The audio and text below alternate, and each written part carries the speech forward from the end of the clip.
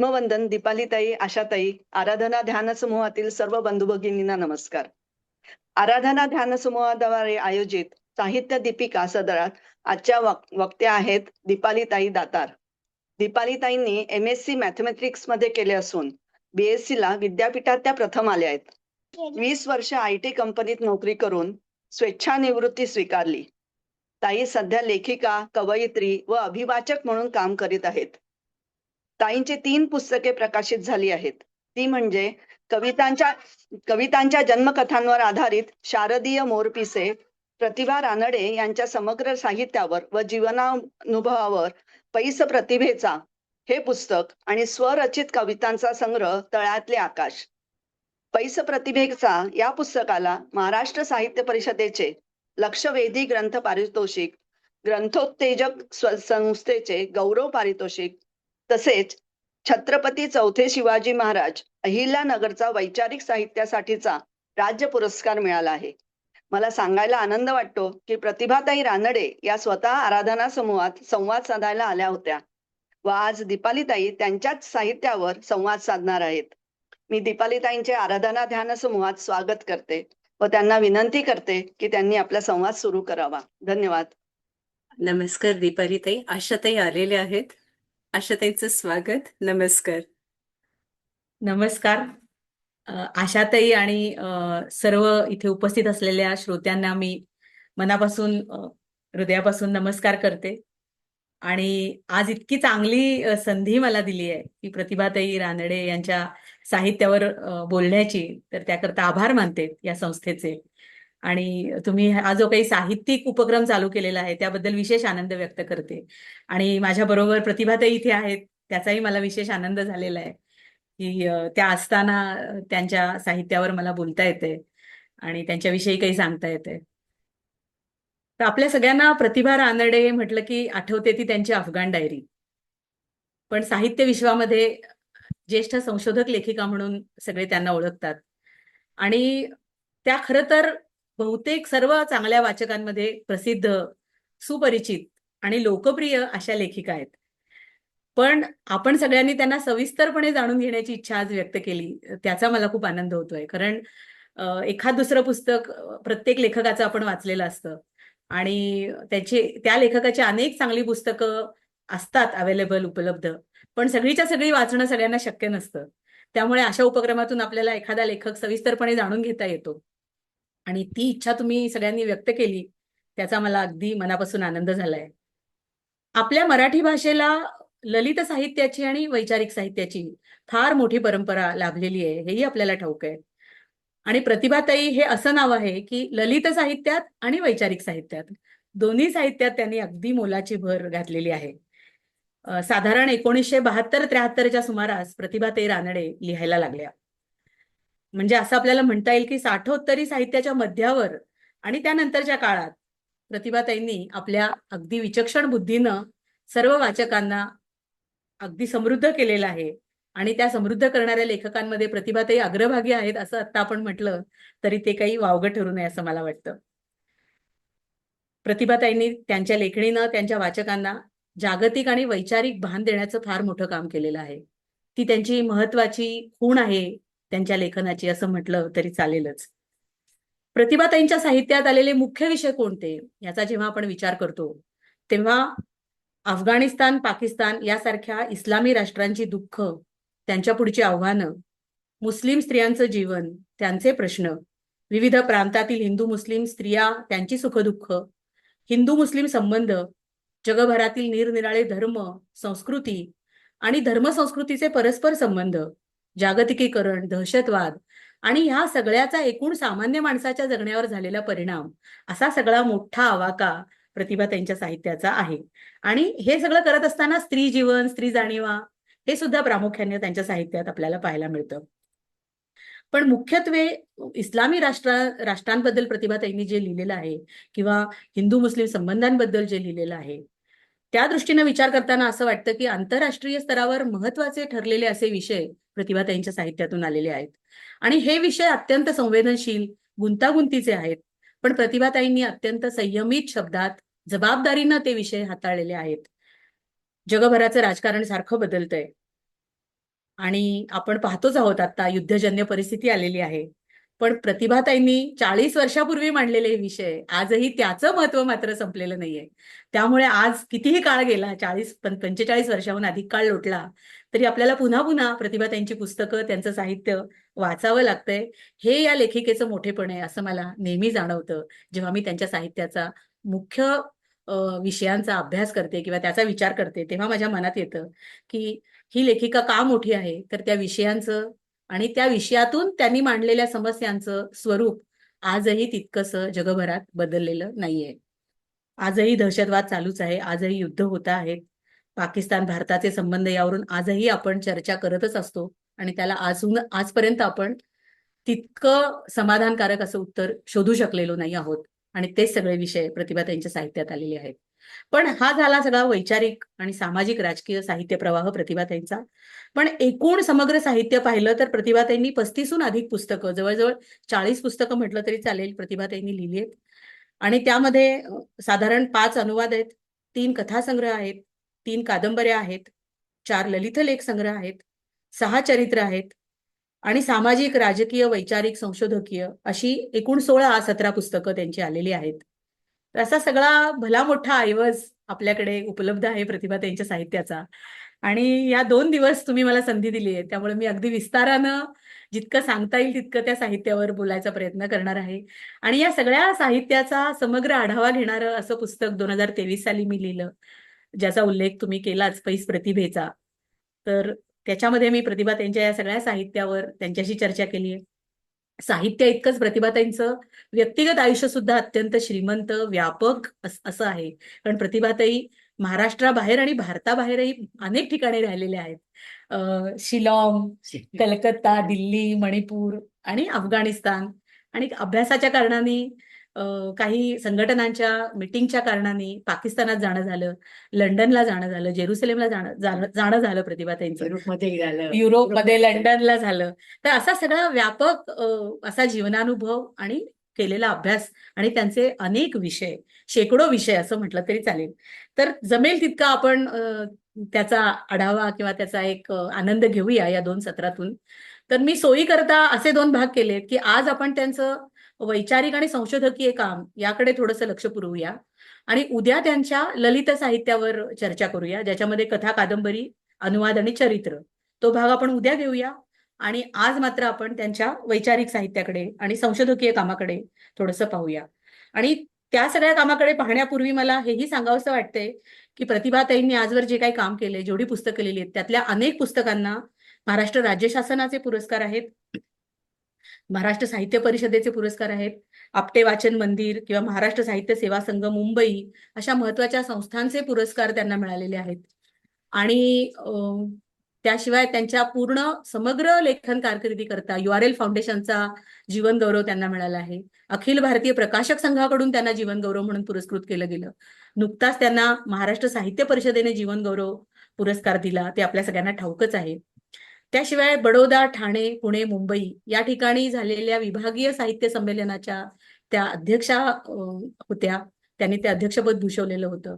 त्यांच्या संशोधकीय कामाकरता त्यांना Ford foundation, TISS, Asiatic society Mumbai अशा वेगवेगळ्या संस्थांच्या शिष्यवृत्ती मिळाल्या आहेत. तसं फार मोठं व्यक्तिमत्व आज आपल्या बरोबर आहे. आणि आपण त्यांच्या पुस्तकांचा आढावा घेता घेताच मी त्यांच्या वैयक्तिक जीवनातल्या आठवणी सुद्धा त्या निमित्तानं सांगणार आहे. कारण त्यांचा तो सगळा प्रवास पाहण्यासारखा आहे.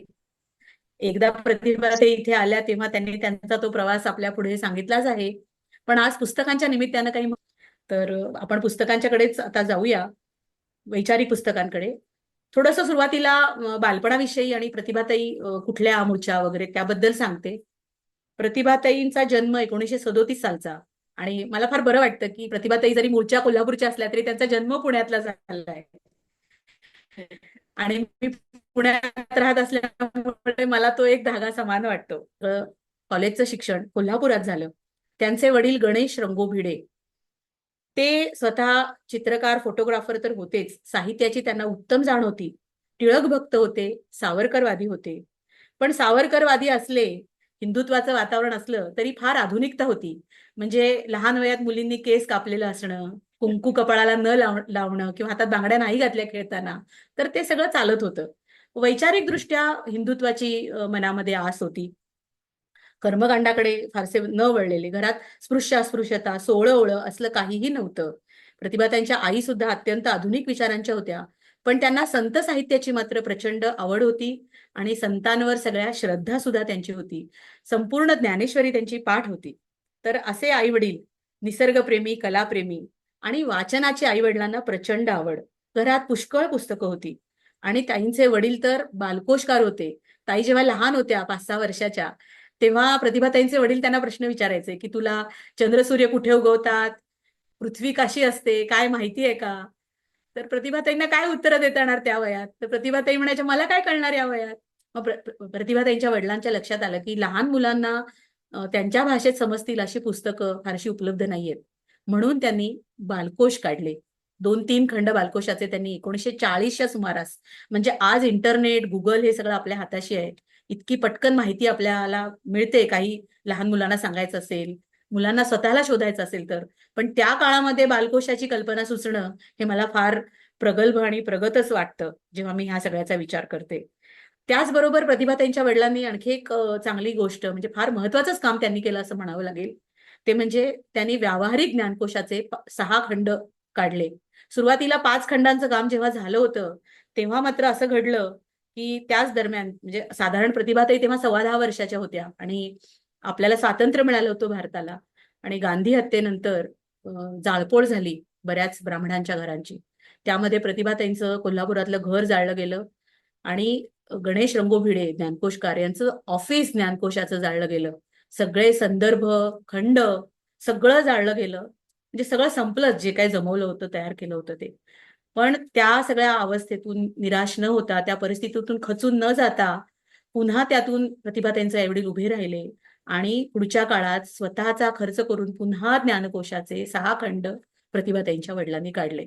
तर अशा प्रगल्भ आणि अत्यंत ध्येयनिष्ठ, कणखर, खंबीर आई वडिलांच्या सहवासात प्रतिभाताई मोठ्या होत होत्या. यावरूनच आपल्याला कल्पना येते की प्रतिभाताईंची जडणघडण कोणत्या वातावरणात झाली होती आणि त्यांना काय पद्धतीचे संस्कार आणि बाळकडू त्यांच्या लहान वयात मिळाले असावेत. लहानपणी प्रतिभाताईंना चित्रकलेची आवड होती आणि त्यांना खरं तर लेखिका व्हायचं नव्हतंच, चित्रकार व्हायचं होतं. आणि त्यांना चित्रकलेत अत्यंत गती होती. त्यांना पुरस्कारही मिळाले होते शाळेत असताना.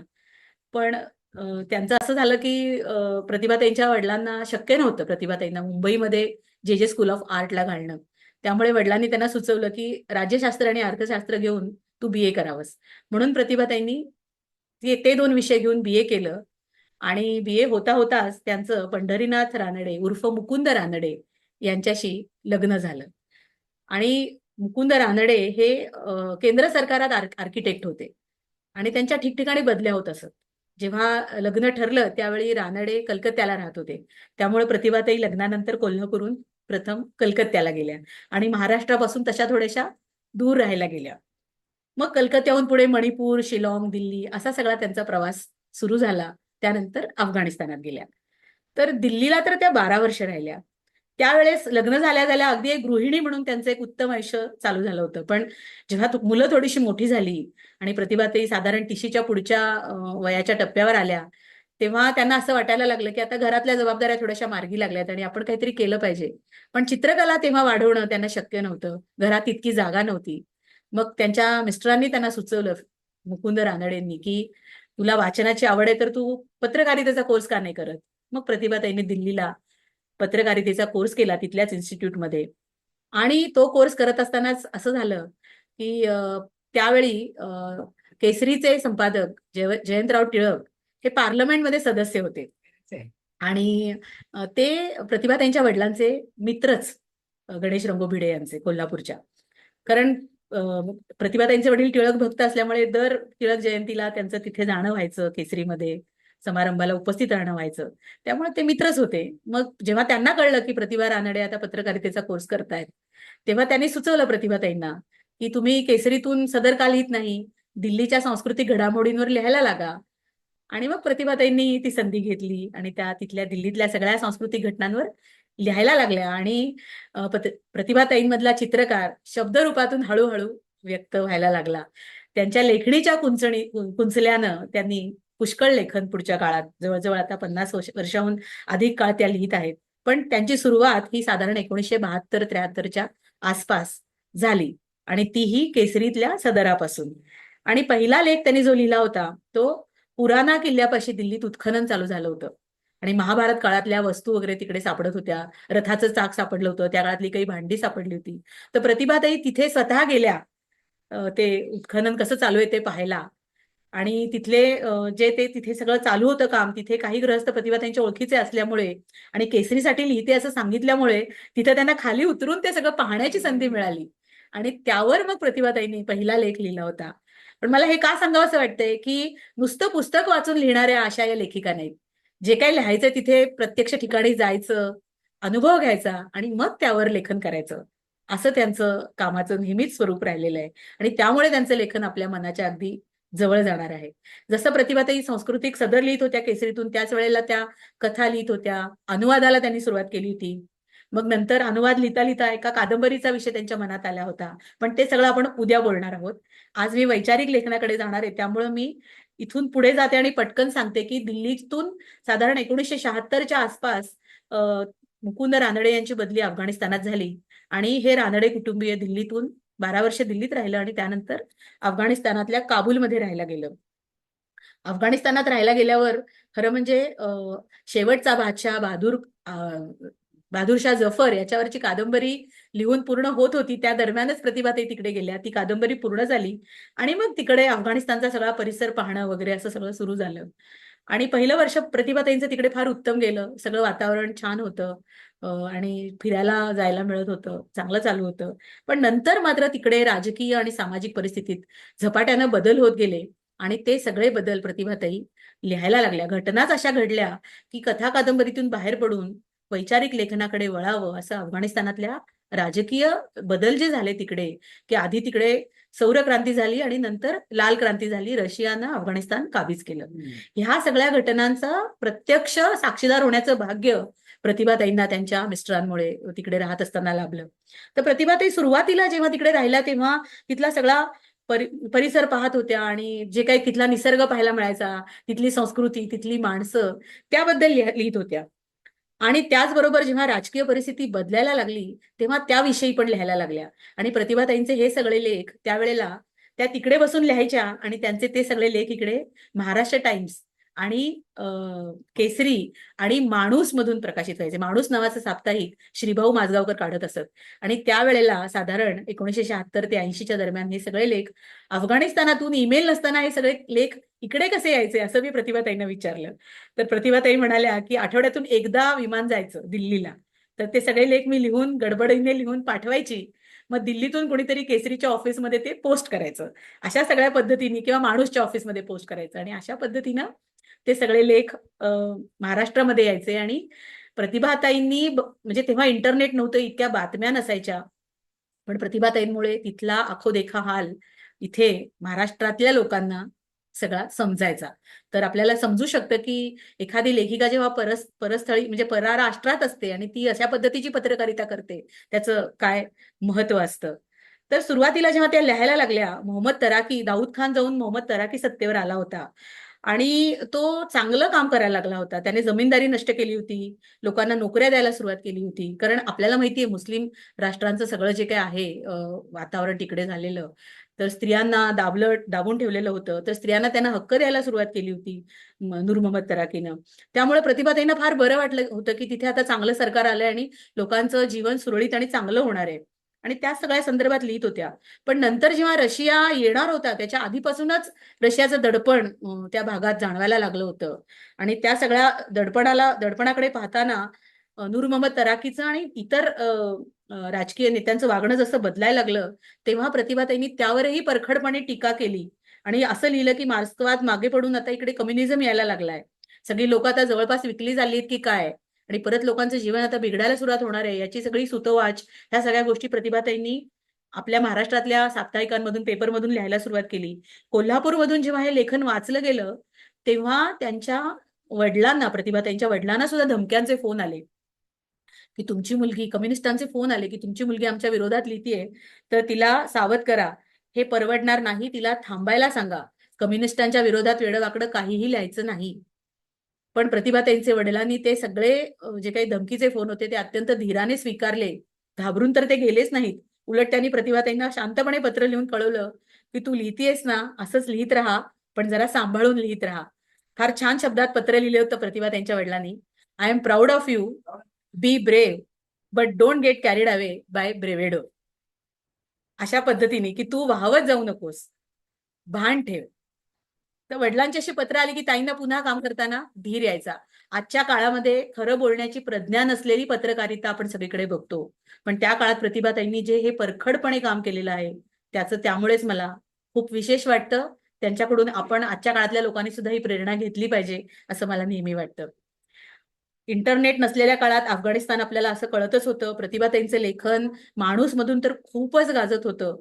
आणि मग नंतर श्रीभाऊ माझगावकरांनी सुचवल्याप्रमाणेच हे सगळे लेख माणूसमध्ये तर आलेच. त्यानंतर त्याचं पुस्तक व्हावं असं श्रीभाऊंना वाटलं आणि त्यांना ते काढणं शक्य नसल्यामुळे त्यांनी ते पुस्तक कॉन्टिनेंटल प्रकाशनाकडे गेलं आणि त्यांचं अफगाण डायरी हे पुस्तक कॉन्टिनेंटल प्रकाशनाकडून प्रकाशित झालं. आणि त्या पुस्तकाला महाराष्ट्र राज्य शासनाचा पुरस्कारही मिळाला. आणि नंतरची आवृत्ती मात्र अफगाण डायरी काल आणि आज, म्हणजे सुरुवातीला फक्त अफगाणिस्तानातले त्या काळची परिस्थिती आणि अनुभव असं ते पुस्तक होतं. आणि नंतर त्याच्यामध्ये पुष्कळ गोष्टी भर घालून, म्हणजे त्यानंतर अफगाणिस्तान बदललेलं, प्रतिभाताई परत आल्यानंतर त्यांनी परिष्कृत केली आपली आवृत्ती. नंतरच्या काळात सुद्धा काय बदल घडलेत अफगाणिस्तानात आणि एकूण जगभरातले अफगाणिस्तानशी असलेले संबंध कसे बदलले आहेत, जागतिकीकरणाचा काय परिणाम होतोय त्या देशावर आणि एकूण जगावर, त्या सगळ्याचा आढावा घेत त्यांनी नंतरची आवृत्ती लिहिली. त्या पुस्तकाच्या 8हून अधिक आवृत्त्या निघाल्या आहेत. आजही ते पुस्तक इतकं लोकप्रिय आहे की अनेक अभ्यासक त्या पुस्तकाचा संदर्भासाठी नक्की उपयोग करतात आणि स्वतः त्याचा उल्लेख करतात वेळोवेळी जेव्हा प्रसंग येतो की तुम्हाला या सगळ्याविषयी किंवा अफगाणिस्तानात राहताना या पुस्तकाचा मला उपयोग झाला, असे अनेक अभ्यासक किंवा तिथे राहणारी माणसं उल्लेखही करतात. मला आज सुद्धा असे काही इंस्टाग्रामचे व्हिडिओ लोक पाठवतात प्रतिभाताईंविषयीचे की आम्ही हे बघितलंय, आम्ही हे प्रतिभाताईंचं पुस्तक वाचलंय. इतकं त्या पुस्तकाचं महत्व आहे. तर त्या पुस्तकामध्ये काय काय आलंय तर अफगाणिस्तानचा इतिहास आलाय, तिथला निसर्ग आलाय, ताईंना भेटलेली माणसं, त्यांची संस्कृती, बदलत गेलेले सामाजिक राजकीय तिथली परिस्थिती, हे सगळं आलेलंच आहे. तिथली खाद्य संस्कृती सुद्धा त्याच्यामध्ये आलेली आहे त्या पुस्तकात, ती सुद्धा सांगण्यासारखी आहे. तर अफगाणिस्तानामध्ये प्रतिभाताईंनी लिहिलंय की तिथल्या बायका आपल्यासारख्या रोजच्या रोज पोळ्या वगैरे काही लाटत नाहीत. तिकडे नान खातात लोक आणि ते नान कोपऱ्या कोपऱ्यावर नानची दुकानं असतात आणि नान विकत आणले जातात किंवा आपल्या घरचा आपण मैदा घ्यायचा आणि त्यांना द्यायचा आणि ते नान बनवून आपल्याला देतात. तर गंमत अशी झाली की त्या जिथे राहायच्या त्या घराचे मालक एक पिशवी घेऊन काठी घेऊन निघाले होते. प्रतिभाताईंनी विचारलं कुठे चाललायत, तर म्हणे नान आणायला. तर प्रतिभाताईंना कळेल ना की नान आणायला काठी घेऊन काय, इथे आसपास कुत्री वगैरे तर दिसत नाहीयेत, काठी घेऊन कशाला जात आहेत माणसं. तर मग त्यांना नंतर कळलं की एकदा भरपूर पीठ द्यायचं असतं आणि त्या पिठाच्या अमुक इतके नान होत असतात, तर त्यातले किती नान आपण आज घेऊन आलो त्याच्या खाचा खुणा त्या काठीवर करून ठेवायच्या असतात. त्यासाठी ती लोक तिकडे काठी घेऊन जातात. तर अशी गमतीशीर संस्कृती तिकडे त्यांना पाहायला मिळाली. शिवाय अजून एक चांगला उल्लेख आहे की तिथली जी गरीब मंडळी आहेत अफगाणिस्तानातली, ती नान आणि चहा, हलका चहा, चहा कसा तर बिन दुधाचा आणि बिन साखरेचा. बरं, हा गरीब आहेत म्हणून बिन दुधाचा किंवा बिन साखरेचा चहा आहे का, तर नाही. तिथली श्रीमंत माणसं सुद्धा बिन दुधाचा आणि बिन साखरेचा चहा घेतात आणि श्रीमंत लोक सुद्धा नानच तिकडे खातात. अशी फार महत्वाची निरीक्षणं प्रतिभाताईंनी नोंदवली आहेत. चहा बरोबर जर काही गोड हवंच असेल, तो काळा चहा असतो त्यांचा, तर तोंडात लिमलेटची गोळी ठेवायची आणि त्याच्याबरोबर चहा घ्यायचा. अशा पद्धतीचा चहा तिथली माणसं घेत असतात.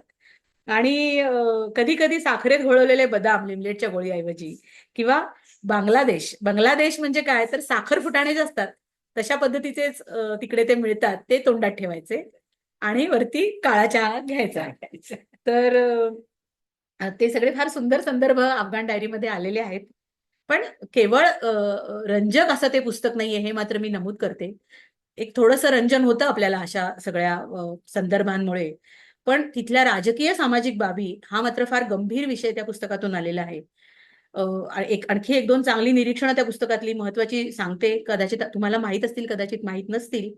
भारतीय मुसलमानांना अफगाणिस्तानातले मुसलमान अस्सल मुसलमान मानत नाहीत, असा एक संदर्भ आहे. पण हे सांगताना प्रतिभाताई हे सुद्धा सांगतात की अरबस्तानातले जे मुसलमान आहेत ते सुद्धा भारतीय, पाकिस्तानी आणि अफगाण यापैकी कोणत्याच मुसलमानांना मुसलमान समजत नाहीत. म्हणजे आपण आपल्याला कमी समजण्याचं कारण नाही, असा एक थोडासा दिलासा त्यातून आपल्याला मिळतो. पण सगळीकडे अशी जी प्रतवारी किंवा स्तर केलेले जातात त्याविषयीचं एक चांगलं निरीक्षण हे आहे.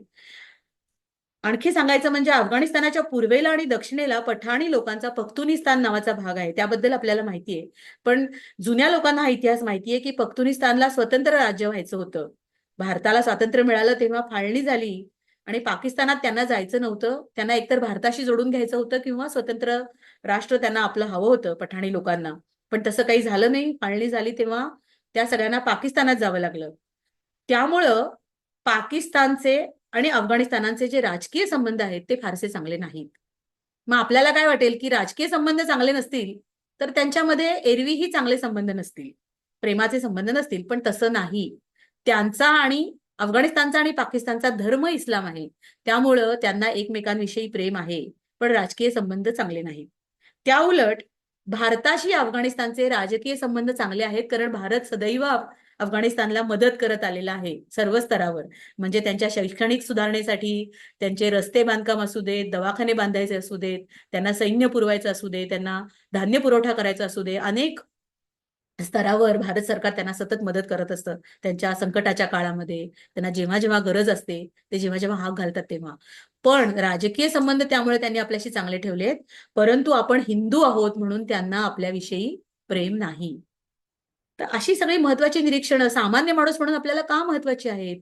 तर ह्या सगळ्याचं एक भान असलं म्हणजे आपण आपल्या आजूबाजूच्या परिसरातल्या लोकांशी वावरताना, कधी आपण त्या परिसरात गेलो तर तिकडे जगताना, राहताना आपल्याला एक सावध चित्ताने आणि त्या सगळ्या गोष्टी मनात ठेवून जगता येतं. म्हणून मला वाटतं की ही अफगाण डायरी आपण वाचली पाहिजे. अफगाण डायरीमध्ये अजूनही काही सुंदर उल्लेख आलेले आहेत. प्रतिभाताई इतिहास सुद्धा आलेला आहे, फार इंटरेस्टिंग आहे तो.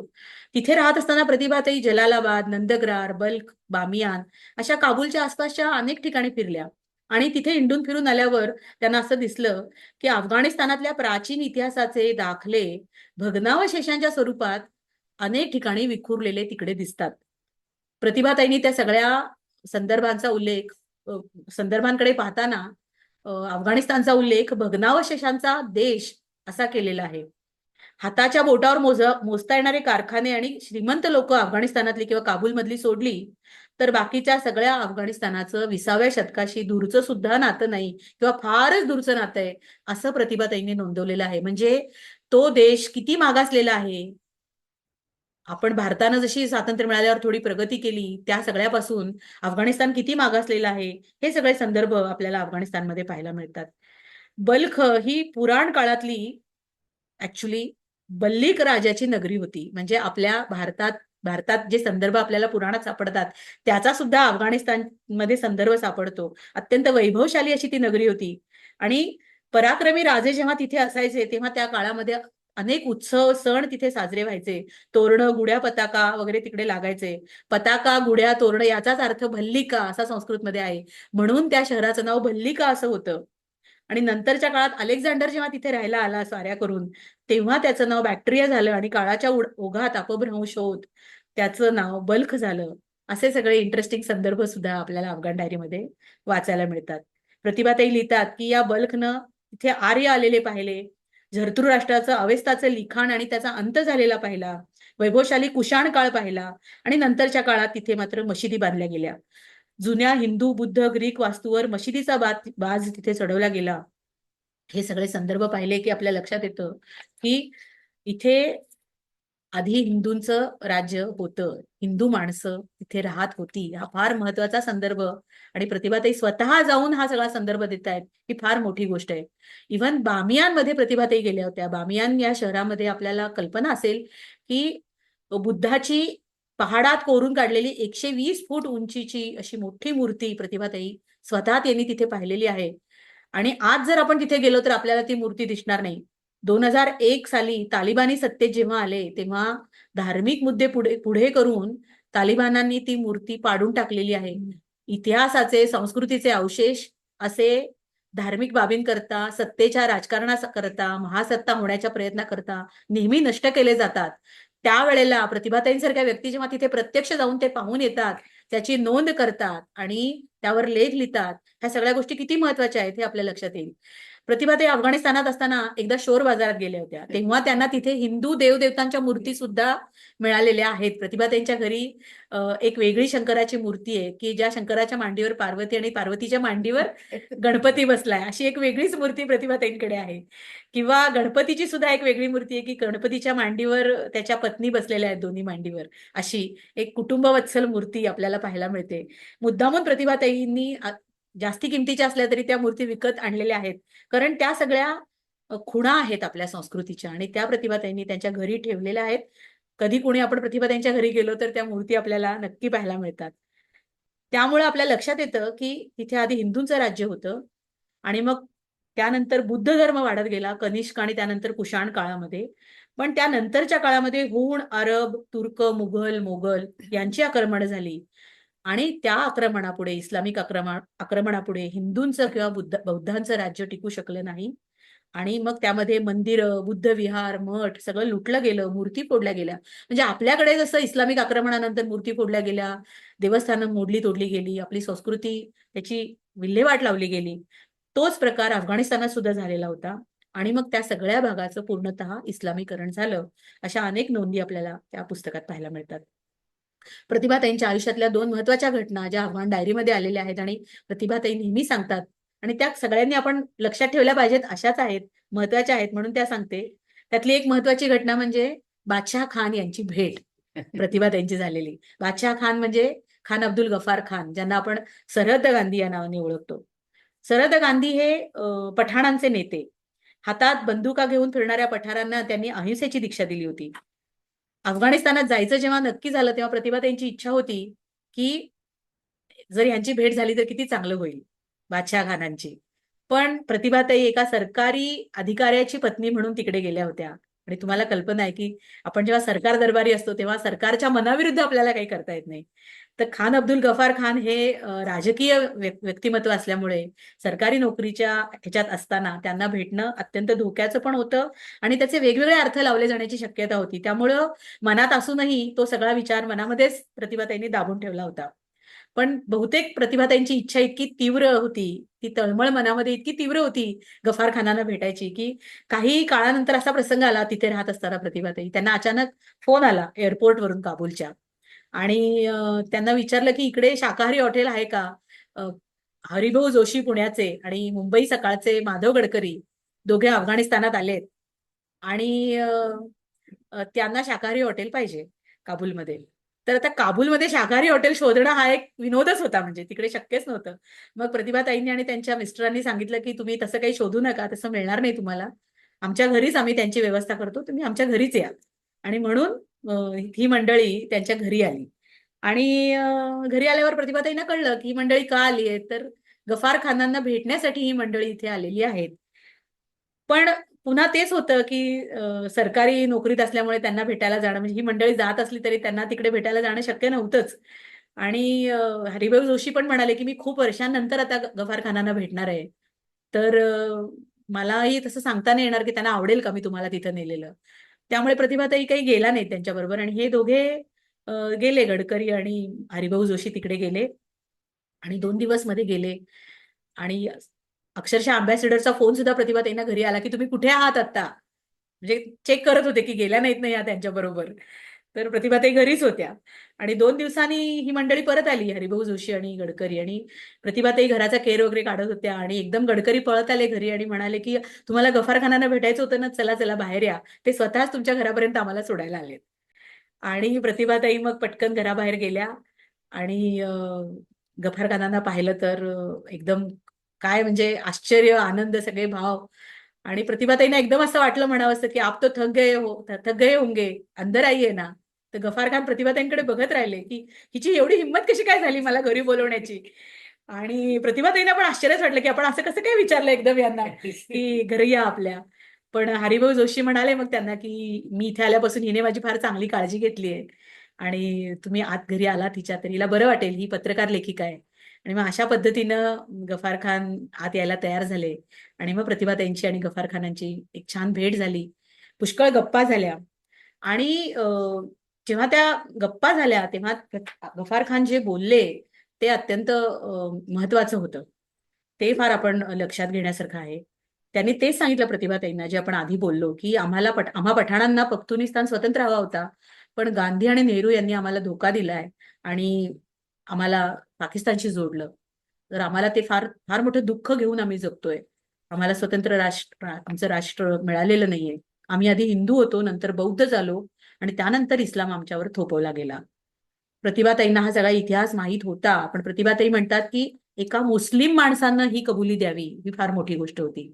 तर अशा महत्वाच्या गोष्टी आपण सुद्धा अधोरेखित करून घेतल्या पाहिजेत, की अ, सगळा इतिहास कसा घडत गेलेला आहे. कारण अनेकदा इतिहास चुकीचा शिकवला जातो किंवा बरोबर इतिहास सोयीप्रमाणे शिकवला जातो. त्यामुळे हे सगळे संदर्भ महत्वाचे आहेत, विशेषतः अभ्यासकांना महत्वाचे आहेत.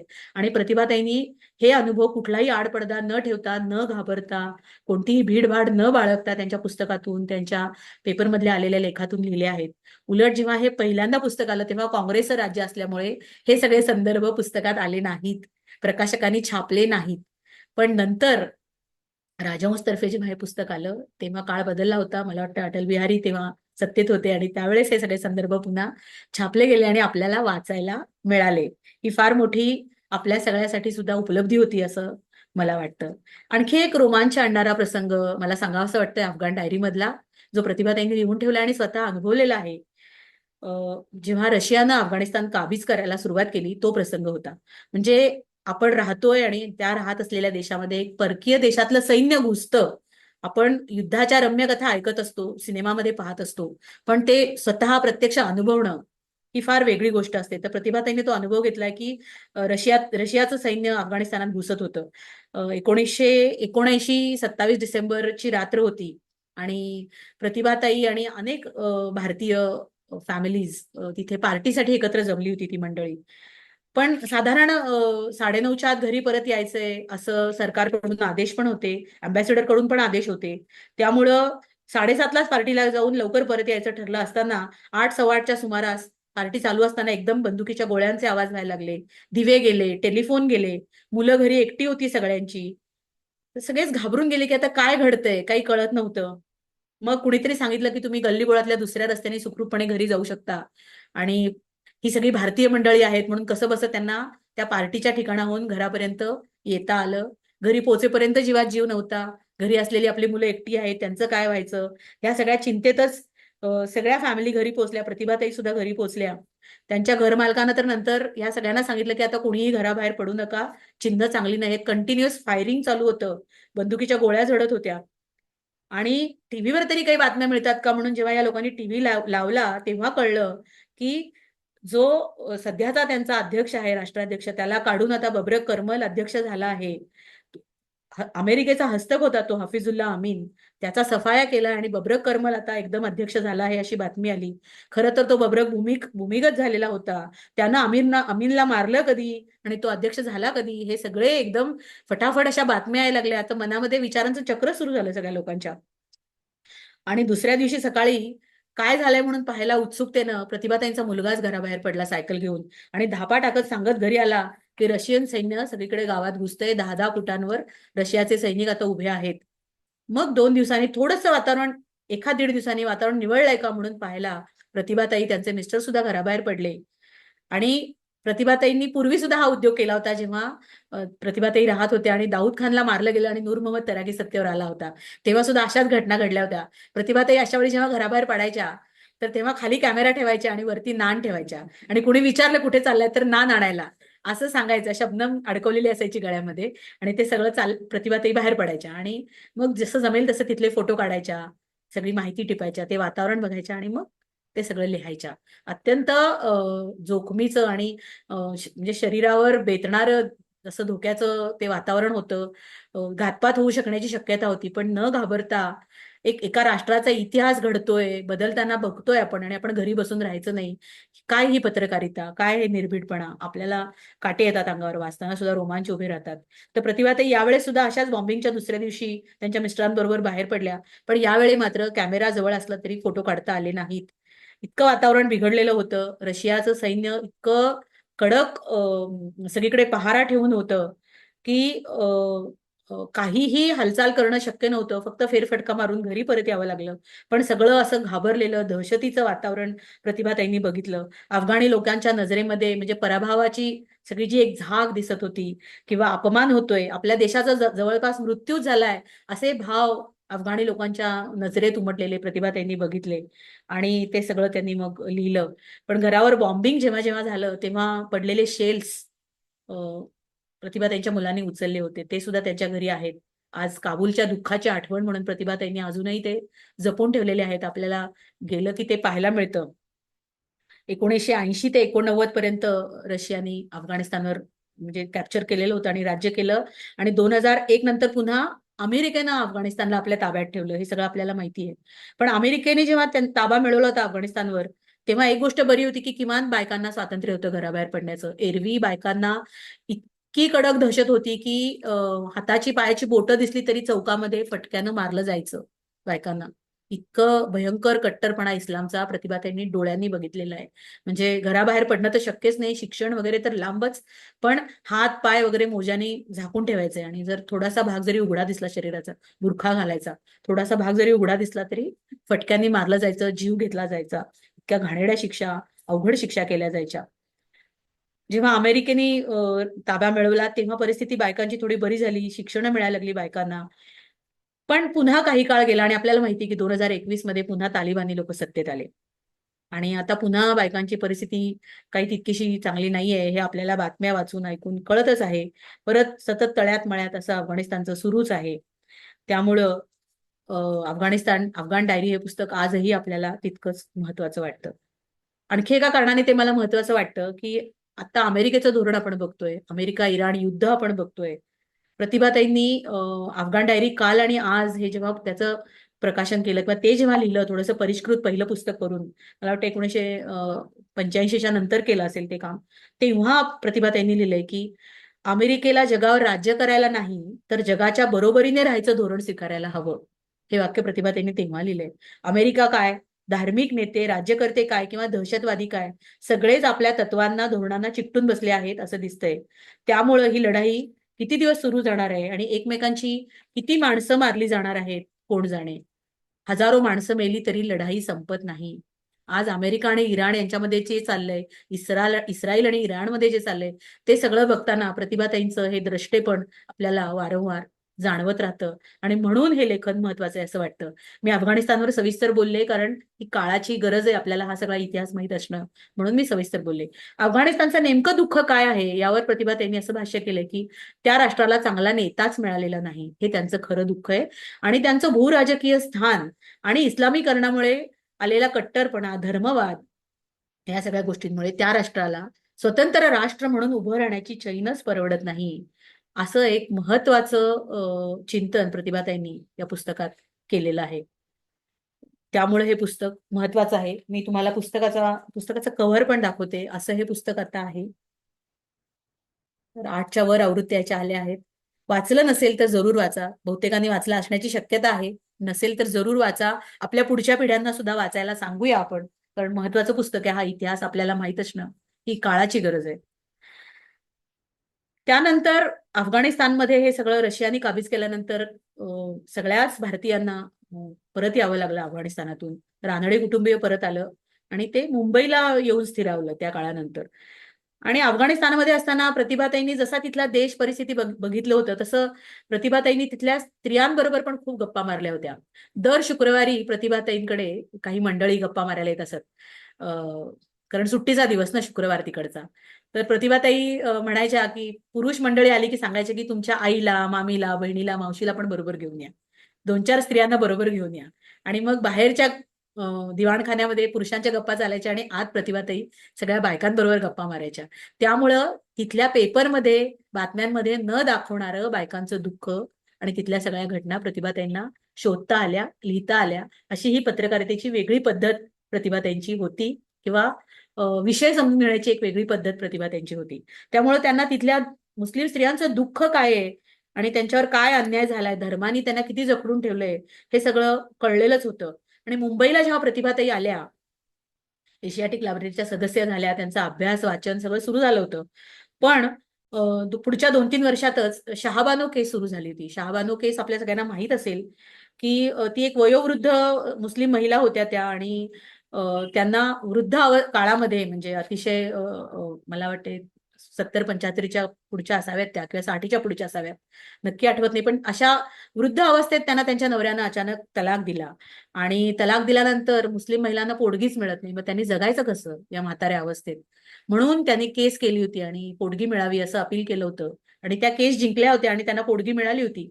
परंतु मुल्ला मौलवी यांना ती पोटगी तिला मिळू नये अशी इच्छा होती. कारण शरियाचा जो लॉ असतो तो त्यांना मान्य असतो. त्यांना आपल्या राष्ट्राचा कायदा मान्य नसतो इस्लाम लोकांना. समान नागरी कायद्याच्या संदर्भातल्या गोष्टी आपल्या सगळ्यांना माहितीच आहेत. पण ह्या सगळ्या कारणांनी शहाबानोवर दडपण आणलं गेलं होतं की तू ही पोटगी स्वीकारू नये किंवा परत करावी. आणि मुस्लिम लीगच्या वेळेस जे झालं होतं ते परत होऊ नये म्हणून शहाबानोनं ती पोटगी घेणं सोडून दिलं होतं किंवा तो हक्क आपला सोडून दिला होता. पण त्याच काळात मुस्लिम सत्यशोधक संस्थाही उदयाला आलेली होती. त्यांचं काम चालू होतं आणि त्यांना सगळ्यांना वाटलं की मुस्लिम महिलांसाठी हा लढा आपण दिला पाहिजे. कारण हा एकट्या शहाबानोचा विषय नाहीये, सगळ्या मुस्लिम महिलांचा प्रश्न आहे. कारण तोंडी 3 वेळेला तलाक तलाक म्हटलं की बायकांना पुरुष सोडून जातात, मग त्यांची मुलं आणि तो सगळा संसार त्यांच्या गळात पडतो. बरं शिकवलेलं नसतं, माहेरची माणसं मदत करत नाहीत, त्यांच्या पाठीशी उभारणाऱ्या संघटना नाहीत. अशा वेळेस महिलांनी करायचं काय? त्यामुळे त्यांना पोटगी मिळायला पाहिजे, त्यांचा तो हक्क आहे. यासाठी तलाक मुक्ती मोर्चा काढायचं मेहरुनिसा दलवाई यांनी ठरवलं होतं. त्यांनी त्या लढ्याचं नेतृत्व करायचं ठरवलं होतं. मुस्लिम महिलांची दुःख थोडीफार कळली होती म्हणून प्रतिभाताईंना वाटलं की आपण या तलाक मुक्ती मोर्चात भाग घेतला पाहिजे. आणि मग त्या मेहरुनिसा दलवाईंना भेटल्या, तलाक मुक्ती मोर्चात त्यांनी भाग घेतला. या मोर्चात जाणाऱ्या त्या एकट्या हिंदू महिला होत्या. हे मला अधोरेखित करावं असं वाटतंय. न घाबरता केवळ आपल्याला मुस्लिम स्त्रियांचं नेमकं दुःख कळलं पाहिजे.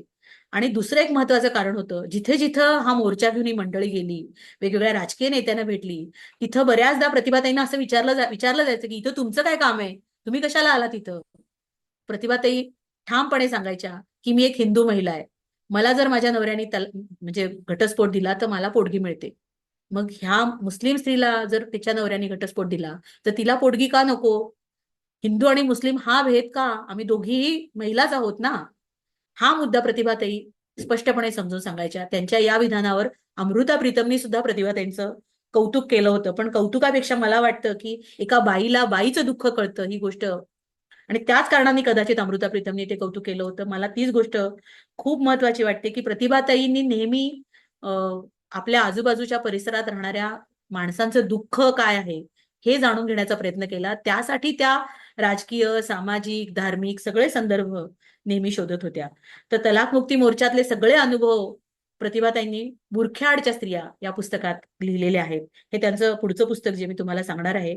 पण केवळ तलाकमुक्ती मोर्चातले अनुभव त्यामध्ये नाहीत. प्रतिभाताईंनी मुस्लिम स्त्रियांचं दुःख समजावं म्हणून झोपडपट्टीतल्या मुस्लिम बायकांपासून ते उपसभापती नजमा हेपतुल्ला यांच्यापर्यंत 250-300च्या वर मुलाखती प्रत्यक्ष जाऊन भेटून त्यांच्याशी बोलून घेतलेल्या आहेत. त्या मुलाखती, ते सगळे अनुभव बुरख्याआडच्या स्त्रियामध्ये प्रतिभाताईंनी लिहिलेले आहेत. पद्मगंधा प्रकाशनाचं ते पुस्तक आहे, बुरख्याआडच्या स्त्रिया असं पुस्तक आहे.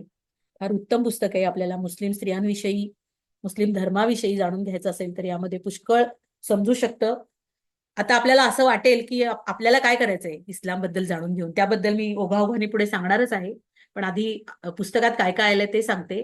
तर बुरख्याचा इतिहास, इस्लामी राष्ट्रातल्या स्त्रियांच्या चळवळी, आपल्या हक्कासाठी त्यांनी दिलेले इतिहासातले लढे, मुस्लिम सत्यशोधक मंडळाचं काम, तलाकमुक्ती मोर्चा, त्या मोर्चात आलेले राजकारणी लोकांचे अनुभव, त्यांच्या दुटप्पी भूमिका, भेटलेल्या महिलांची दुःख, त्यांच्या हृदयद्रावक कहाण्या, श्रीमंत मुस्लिम महिला, त्यांचं जगणं, गरीब महिला, त्यांचे प्रश्न, खूप मोठा आवाका या पुस्तकाचा आहे.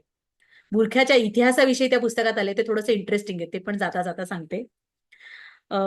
इस्लाम पूर्व काळामध्ये सुद्धा मुस्लिम बुरखा पद्धतीशी नातं सांगेल असा बुरखा अस्तित्वात होता, असा एक संदर्भ त्या पुस्तकात आलेला आहे. म्हणजे आपल्याला बुरखा म्हटलं की नेहमी इस्लाम असं लक्षात येतं, पण इस्लाम येण्याच्या आधी सुद्धा बुरखा होता, ही माहिती मला फार इंटरेस्टिंग वाटली. ज्यू आणि ख्रिश्चन बायका सुद्धा डोक्याला रुमाल बांधून त्यांच्या जे काही देवस्थळं असतात, धर्मस्थळं असतात तिकडे जायच्या. पण संपूर्ण शरीराला झाकणारा बुरखा मात्र जेव्हा इस्लाम आला तेव्हा आला, असं प्रतिभाताईंनी लिहिलेलं आहे. सविस्तर आपल्याला पुस्तकातून वाचता येईल, कारण मला पुष्कळ पुढचं सांगायचंय, म्हणून अगदी धावता आढावा मी घेणार आहे. कुराणामध्ये सुद्धा असे संदर्भ आहेत की बायका बाहेर जातील तेव्हा त्यांनी आपलं शरीर कपड्यानं लपेटून घ्यावं, आणि तसं कपड्यानं त्यांनी लपेटून घेतलं की त्यावरून त्या ओळखल्या जातील आणि मग त्यांना कोणी त्रास देणार नाही, असा तिकडे संदर्भ आहे कुराणामध्ये. पण या संदर्भांचे इतके वेगवेगळे अर्थ लावले गेलेले आहेत की मग कुणी फक्त शरीर झाकून घेतं आणि चेहरा उघडा ठेवतं, तर कुणी चेहरा सुद्धा झाकून घेतं. असे पुष्कळ संदर्भ आपल्याला बुरख्याचे सापडतात. आणखी एक इंटरेस्टिंग गोष्ट त्या संदर्भात मला वाचायला मिळाली की मक्क्यामध्ये तिथे राहणारे जे लोक असायचे ते पूर्वीच्या, म्हणजे अति प्राचीन काळातली गोष्ट आहे, अविवाहित मुलींना, स्त्रियांना किंवा आपल्याकडे असलेल्या गुलामांना भपकेबाज कपडे घालून, बुरखा न घालता काबाच्या भोवती घेऊन जायचे आणि त्यांचं प्रदर्शन भरवायचे ते लोक. आणि त्यांना विकण्यासाठीच घेऊन जायचे, कारण पैसे मिळायचे अशा बायकांना विकून. मग कुणी मागणी घालावी किंवा कुणीतरी विकत घ्यावं या बायकांना, अशी त्यांची अपेक्षा असायची. आणि ती अपेक्षा पूर्ण झाली की त्या स्त्रियांना त्यांना देऊन टाकायचे आणि मग मात्र त्या स्त्रियांना बुरखा घातला जायचा. म्हणजे त्यांची उपयुक्तता संपली की मग मात्र त्या स्त्रियांना बुरखा घातला जायचा. आणि मग तो कायमचाच. कायमचा म्हणजे कधी? अगदी मृत्यू पावल्यानंतर दफनासाठी स्त्रीचा देह नेला जायचा, त्यावेळेला सुद्धा त्यावर बुरखा घालायची. एक दुर्मिळ संदर्भ आपल्याला बुरख्याचे या पुस्तकात पाहायला मिळतात. बुरख्याच्या आत असणं आणि बुरख्याच्या बाहेर असणं काय, असा सुद्धा हा प्रश्न प्रतिभाताईंनी जेव्हा मुलाखती घेतल्या अनेक मुस्लिम बायकांच्या, तेव्हा विचारला होता. तर त्यातली एक दोन उदाहरणं सांगते. फार आजच्या काळातली उदाहरणं आहेत, त्यामुळे ती समजून घ्यायला फार मस्त वाटतं आपल्याला. शकीला नावाची एक 26-27 वर्षाची कॉलेजला जाणारी तरुण मुलगी प्रतिभाताईंना एकदा भेटली आणि तिची आई बुरखा वापरत होती आणि ती बुरखा वापरत नव्हती. म्हणून प्रतिभाताईंनी तिला विचारलं की असं कसं काय, आई घालते बुरखा आणि तू का नाही घालत? तर तिनं प्रतिभाताईंना सांगितलं की सुरुवातीला जबरदस्ती घरात नव्हतीच आमच्या कधी, पण मी हाऊस म्हणून बुरखा घालत होते, कारण ते काळ्या कुळकुळीत रंगाच्या रेशमी जुळजुळीत कापडाच्या बुरख्यातून आपला गोरा रंग फार उठून दिसतोय, असं त्या मुलीला वाटायचं. आधुनिक काळातल्या मुलींचं बुरख्याकडे पाहणं कसं आहे हे आपल्याला यातून कळतं. आणि तिला वाटायचं की आपण तरुण आहोत हे जगाला दाखवण्याचा बुरखा हा एक मार्गच आहे, म्हणून ती बुरखा घालायची. बुरख्यात असलं की तरुण पुरुषाच्या नजरा बोचत नाहीत, असाही तिने उल्लेख केला. आणि ती म्हणाली की मुंबईत बसमधून, लोकल्समधून, गर्दीमधून जाताना कुणाचा धक्का सुद्धा आम्हाला कोणी मारायचं नाही, त्यामुळे मला बुरखा घालणं तसं सेफ वाटायचं. पण नंतर काय झालं की तिची मैत्रीण 10वीच्या बोर्डाच्या परीक्षेला बुरखा घालून गेली होती आणि परीक्षा हॉलवर जो आयडेंटिटी कार्ड तपासणारा शिपाई असतो त्यानं काय केलं की कार्ड बघण्यासाठी, आयडेंटिटी कार्ड आणि बुरख्यातली स्त्री तीच आहे का बघण्यासाठी तिचा बुरखा उघडला, चेहरा बघितला आणि आय कार्ड परत केलं आणि लगेच रांगेतल्या दुसऱ्या मुलीकडे तो वळला. मग मात्र ह्या दोघी मैत्रिणींना असं वाटलं की अरे, आपण ज्या कल्पनेनं बुरखा घालतोय त्या बुरख्याचं बाहेरच्या समाजाला काहीही सोयर सुतक नाहीये आताच्या काळात. मग त्यांनी बुरखा घालायचं सोडलं. तर आजच्या आधुनिक मुलींना आधी हाऊस म्हणून, मग स्वतःचं तारुण्य दाखवण्यासाठी आणि मग त्यानंतर मात्र समाजाला त्याचं काही सोयरसुतक नाही म्हणून सोडणाऱ्या अशा आधुनिक मुली प्रतिभाताईंना दिसल्या. आणि त्याच वेळेला एका डॉक्टरचं पण उदाहरण प्रतिभाताईंनी लिहिलंय की एक डॉक्टर बाई त्यांना भेटल्या आणि प्रतिभाताई त्यांना म्हणाल्या की अगं, तू डॉक्टर आहेस, तुला तर माहिती आहे ना की बुरखा घातला की स्त्रियांच्या शरीराला ताजी हवा मिळत नाही, सूर्यप्रकाशाची किरणं अंगावर पडत नाहीत, काहीतरी क्षयरोग होईल, अॅनिमिया होईल. तू शिकली आहेस, तुला पटतंय ना, मग तू कशाला घालतेस बुरखा? ती म्हणाली, मला हे सगळं पटतंय, पण पुरुष पेशंट आला ऑपरेशन करायला जाताना तर मी बुरखा घालून जाते, कारण बुरखा नाही घातला तर पुरुष माझ्याबरोबर कसाही बिहेव करू शकतो, कसाही वाटेल ते वागू शकतो. त्यामुळं बुरखा घातला की मात्र तो माझ्या अंगाला हिंमत लावत नाही आणि कुराणाची आज्ञा म्हणून सुद्धा मी बुरखा घालते. तर असा बुरखा हा अनेकदा धर्माशी, नीतिमत्तेशी सुद्धा मुस्लिम स्त्रियांनी जोडून ठेवलेला आहे. असे अनेक अनुभव त्या पुस्तकामध्ये आलेले आहेत. किंवा आरोग्य बिघडलं तरी चालेल, पण आम्ही धर्माचं उल्लंघन करणार नाही, अशा सगळ्या स्त्रिया प्रतिभाताईंना भेटल्या. आणखी एक दोन गमतीशीर अनुभव आहेत की बुरखा घातला की मग घरासाठी काही कामं करावी लागतात, पाणी आणायची, सामान आणायची, बारीक सारीक बाजारहाट करायची वगैरे. ती कामं बायकांना करावी लागत नाही, तर काही आळशी बायका त्यामुळे सुद्धा बुरखा घालतात, असा अनुभव प्रतिभाताईंना आलेला आहे. बुरखा काढला की स्वातंत्र्य मिळतं, पण मग काम करायची जबाबदारी घ्यावी लागते आणि ती जबाबदारी घेण्याचा आत्मविश्वास त्या बायकांमध्ये नाही. आणि ही फार म्हणजे आता काही आपल्या मोजक्या आधुनिक स्त्रिया बघितल्या तर ही परिस्थिती अशी नसेल, पण खरोखरीच सगळा समाज इतका सुधारलेला पुढारलेला नाही. त्यामुळं प्रतिभाताईंची ही निरीक्षणं फार महत्वाची आहेत असं मला वाटतं. आणि म्हणून हा आत्मविश्वास नसल्यामुळं त्यांना वाटतं की बुरख्यात असलेलंच आता बरं आहे. ह्या अशा अनेक गोष्टी समजत जातात. आणि मला अजून एक सांगावंसं वाटतं की अफगाणिस्तानात प्रतिभाताई जेव्हा होत्या तेव्हा त्यांनी स्वतः बुरखा घालून बघितलेला आहे. खानम नावाची त्यांची मैत्रीण होती, तिचा बुरखा त्यांनी एकदा घालून बघितला. कारण त्यांची मैत्रीण त्यांना म्हणाली की वो तो महसूस करने वाली चीज है, तुला काय कळणार बुरखा घातल्यावर काय होतं ते. म्हणून प्रतिभा त्यांनी घालून बघितला होता बुरखा, आणि मग जे काही गुदमरायला झालं होतं ते घालून बघितल्यावर ती गुदमर अनुभवून मग त्यांनी हे सगळा अभ्यास केलेला आहे. तर अशा पद्धतीने विषयाला भिडण्याची प्रतिभा त्यांची रीत आहे. तर मगाशी मी जे म्हटलं की आपण कशाला वाचायचं, आपण हिंदू आहोत, आपल्याला इस्लाम आणि तो धर्म आणि मुस्लिम स्त्रियांचं काय पडलंय अशी सर्वसाधारण आपली भूमिका असते. आपल्या परिघातलं बघायचं आणि आनंदी राहायचं. त्या संदर्भात प्रतिभाताईंनी फार चांगलं लिहिलंय पुस्तकाच्या सुरुवातीला उरख्याडच्या स्त्रियामध्ये, की हिंदू मुस्लिम या संबंधातले ताणतणाव पाकिस्तान वेगळं देऊनही आजही संपलेले नाहीत, त्यात काहीही फरक पडलेला नाहीये. आजही मुस्लिमांना हिंदूंच्या आणि हिंदूंना मुस्लिमांच्या व्यथा नीटपणे कळलेल्याच नाहीयेत. एकमेकांचे धर्म, त्यांच्या परंपरा, आचार विचार याबद्दल आपल्याला नीटशी माहिती नाहीच आहे. आणि यामुळेच राजकारणी लोक, संधी साधू लोक याचा फायदा घेत आहेत. आणि सामान्य हिंदू असू देत किंवा इस्लामिक असू देत किंवा ख्रिश्चन असू देत, सगळी माणसं भरडली जात आहेत, हे त्यांचं निरीक्षण आहे. त्यामुळे त्यांना वाटतं की हे आपण सगळं पाहिलं पाहिजे आणि वाचलं पाहिजे. कारण राजकारणी लोक जे काय करत असतात त्याचा परिणाम भोगणारे आपण सामान्य माणसं असतो. म्हणून आपण हे सगळं वाचलं पाहिजे, आपली प्रज्ञा जागी केली पाहिजे.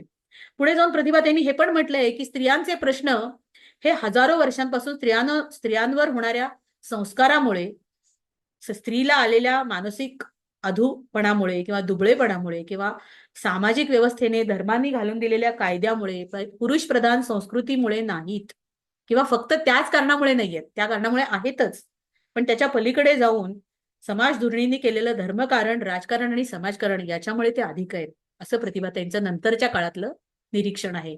सुरुवातीला पुरुष प्रधान संस्कृतीमुळे स्त्री जखडली गेली, पण नंतरच्या काळात त्या सगळ्या गोष्टींचा फायदा करून घेतलेला गेला. आणि आपल्याला आता हे कळतच आहे सगळ्यांना, पण आपल्याला जर इतिहास नीट माहित असेल तर आपल्याला त्या पद्धतीने धोरणं उचलता येतात, पावलं उचलता येतात, धोरणं आखता येतात. म्हणून हे वाचलं पाहिजे आणि ही शहाणीव आपण मिळवली पाहिजे असं मला वाटतं. त्याच्यानंतर प्रतिभाताईंनी फार महत्वाचं काम केलं. मुस्लिम स्त्रियांचा अभ्यास केल्यानंतर Tata institute of social science या संस्थेनं प्रतिभाताईंना विनंती केली की तुम्ही मग हिंदू स्त्रियांचा अभ्यास का नाही करत, आता मुस्लिम स्त्रियांचा इतका अभ्यास केलाय तर.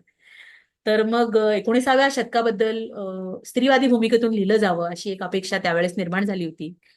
आणि त्यामुळे प्रतिभाताईंनी 19व्या शतकाचा अभ्यास केला स्त्रीवादी भूमिकेतून, आणि स्त्री प्रश्नांची चर्चा 19वं शतक असं प्रतिभाताईंचं पुस्तक आलेलं आहे. त्यामध्ये आपल्याला माहिती आहे की 19व्या शतकामध्ये हे सुधारणांचं शतक होतं. 19वं शतक प्रबोधन शतक असं सुद्धा त्याला म्हटलं गेलेलं आहे. पंडिता रमाबाई रानडे, त्याच्यानंतर ताराबाई शिंदे, काशीबाई कानेटकर, रमाबाई रानडे, आनंदीबाई जोशी, रुक्मिणीबाई राऊत या सगळ्यांचं सहजीवन, त्यांचं कार्य, सगळ्या सुधारकांचं म्हणजे महात्मा फुले, आगरकर, न्यायमूर्ती रानडे, भांडारकर, लोकमान्य टिळक या सगळ्यांबद्दल या पुस्तकामधून आपल्याला खूप सविस्तरपणे वाचायला मिळतं. त्यानंतर प्रतिभाताईंना वाटलं हा सगळा अभ्यास झाल्यावर की आगरकर ज्यांचं कार्य खूपच मोठं आहे समाज सुधारणेच्या संदर्भामध्ये, अवघ्या 39व्या वर्षी वयाच्या ते गेले. त्यांच्या पत्नीचं पुढं काय झालं, मुलं लहान, ती सगळी कुठे गेली मंडळी, त्याचा पुढे कुठेच कसा उल्लेख आढळत नाही. त्या शोधात प्रतिभाताई होत्या आणि एका भाषणात त्याचा उल्लेख जेव्हा प्रतिभाताईंनी केला तेव्हा ऐकायला आलेल्या एका श्रोत्यांकडून प्रतिभाताईंना आगरकरांच्या नातवाचा फोन नंबर आणि पत्ता मिळाला. आणि ते नागपूरला असतात असं कळलं, आणि मग प्रतिभाताई त्यांना भेटायला नागपूरला गेल्या, श्रीराम आगरकरांना.